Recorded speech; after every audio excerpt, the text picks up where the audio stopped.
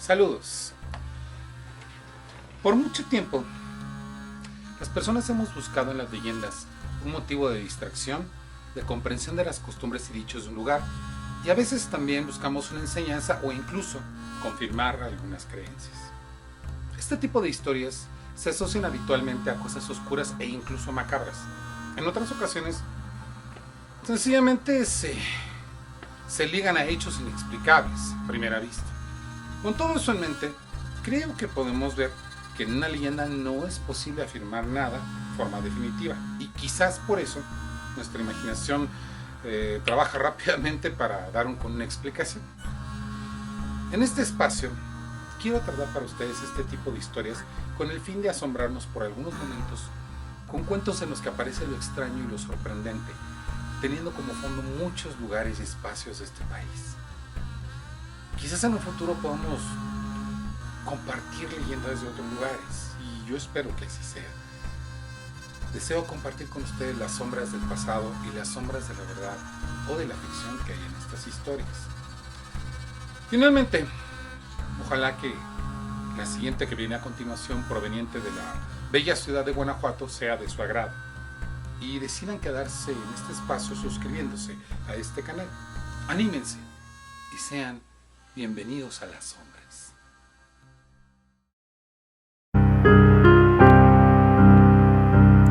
¿Quién puede saber realmente qué tan ciertas son las historias de fantasmas?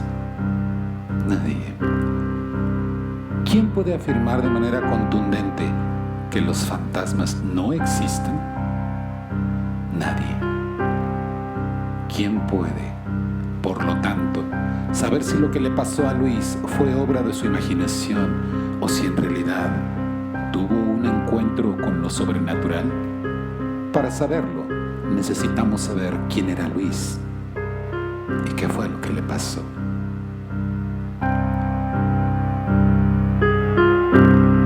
A Luis, como todo joven estudiante de la universidad, le gustaba presumir de sus cualidades, tanto imaginarias como reales.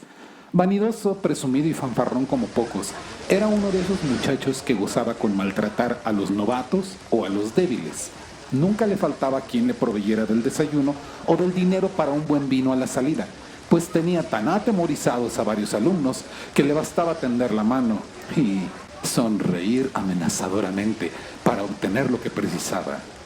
Todo marchaba así en la Universidad de Guanajuato, hasta que el abusivo reinado de Luis se acabó con la llegada de Rodrigo un mal día del 19 de octubre de 1880. Y es que Rodrigo, a su llegada, se convirtió en el protector de aquellos a quienes Luis gustaba de molestar. Por ello, Luis decidió deshacerse del recién llegado. Para hacerlo, Luis pensaba en algo que le gustaba realizar con cierta frecuencia. A Luis le gustaba provocar a sus amigos, proponiéndoles cualquier cantidad de retos. Por lo regular, Luis siempre salía triunfante de los absurdos desafíos que proponía. Él pensaba que si podía retar a Rodrigo a algo, y si él fallaba, lo podría exhibir ante los demás como cobarde y ya no lo seguiría estorbando. Para cualquier varón, en aquel entonces, joven o mayor, el quedar en vergüenza ante los demás dañaba la reputación de manera irreparable y estaba condenado a quedar a merced de las burlas de los demás. Y esto era lo que buscaba Luis. Así que por aquellos días de octubre, ya muy cerca de las fiestas consagradas a los fieles difuntos, Luis se encontró con Rodrigo en las escalinatas de la universidad. Hola. ¿Llegando apenas? ¿Qué te hace pensar que apenas estoy llegando? Nada. Solo me lo imagino. Te veo tan pocas veces en clase que más bien pienso que tu costumbre es no entrar a ellas. Hay cosas más importantes que las clases. Sí. Dame un ejemplo. Bueno, sucede que como tú sabes, mañana será 2 de noviembre, fiesta de los fieles difuntos. No lo ignoro. Y hoy me entretuve con el sepulturero del panteón para solicitarle que me vendiera un cráneo. Se supone que eso está prohibido. Es para las prácticas de medicina. Y me contó algo sorprendente. ¿Qué? El sepulturero me contó que todos los días 2 de noviembre, a la medianoche, él evita ir hasta la zona del fondo del panteón. Ah, ¿te refieres a donde están las catacumbas esas donde tienen a las momias? Oh, seguro cualquiera evitaría ir de noche allá.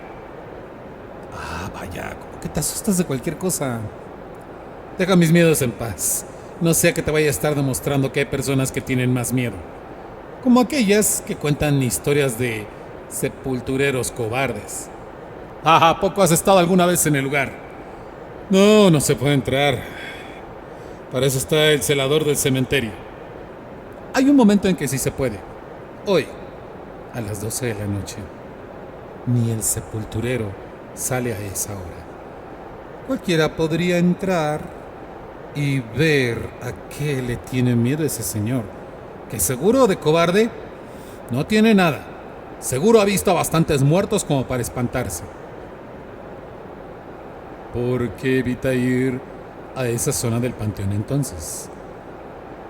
Porque dice que a esa hora los difuntos, en su día, se levantan de su descanso. Eres un crédulo. Y además, miedoso. Lo dice el que no quiere ir allá de noche. ¿Me estás proponiendo que vayamos? No necesariamente. Explícate. Tú me llamaste cobarde. Yo pienso que el cobarde eres tú. Vamos a salir de dudas. Si quieres demostrarme que eres valiente, acude al cementerio. Deja en el fondo del panteón algo, una prenda o algo así con lo que podamos confirmar que estuviste a esa hora. Y yo seré el primero en reconocer ante los demás tu bravura. Eso es muy ventajoso. Yo creo que el que tiene que demostrarnos que es valiente eres tú. ¿No será acaso que eso del cementerio es solo una artimaña tuya para poder gastarme una broma? Tienes una manera muy curiosa de obligar a la gente a hacer lo que quieres, como a todos los estudiantes que te tienen miedo. Y al menos en eso puedo asegurarte que yo no te lo tengo. Llámame lo que quieras, pero me parece que lo más justo será que lo echemos a la suerte, ya que los dos tenemos duda el uno del otro. Pareces muy seguro de ganar. Yo no suelo tener dudas y no me gusta perder. Entonces, a la suerte. Luis extrajo una moneda de su bolsillo y a la voz de águila o sol, echó la moneda al aire. Cuando ésta finalmente tintineó cayendo en el suelo, supo que había caído en su propia trampa.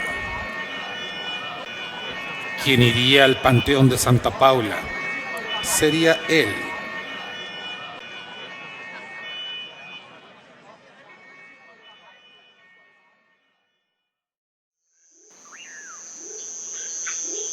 ¿Qué sintió Luis al llegar a la puerta del panteón? No lo sé.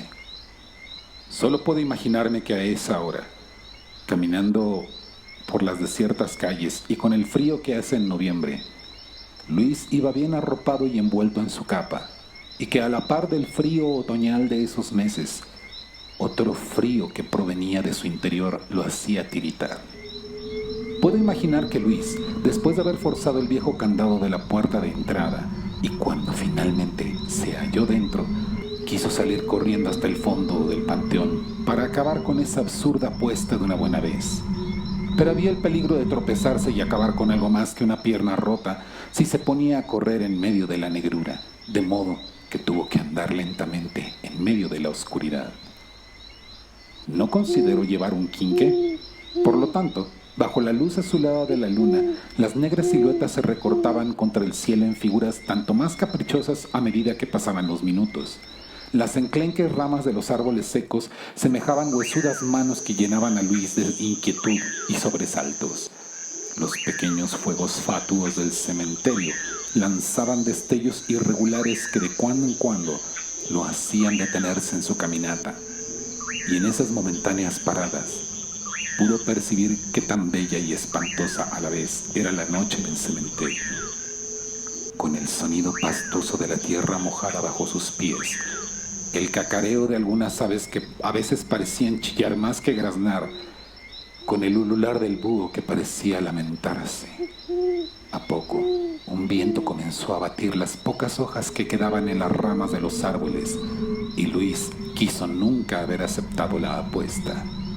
Una apuesta que había pensado para alguien más. Una apuesta que se había convertido en una desagradable experiencia para él.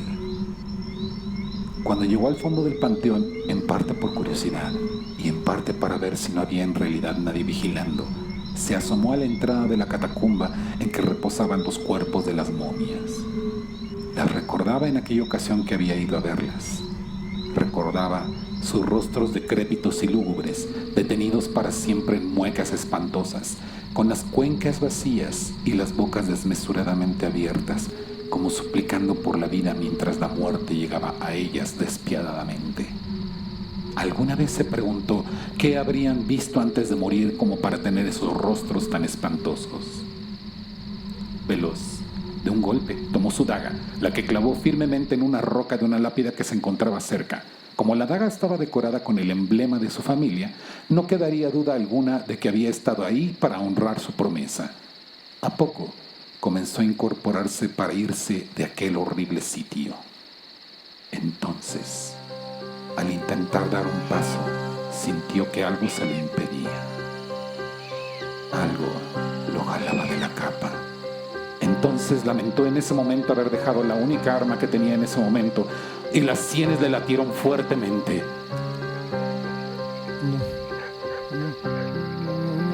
No, déjenme. Yo no quería venir. No quise venir a perturbar su descanso. Yo no he hecho nada. Lo juro.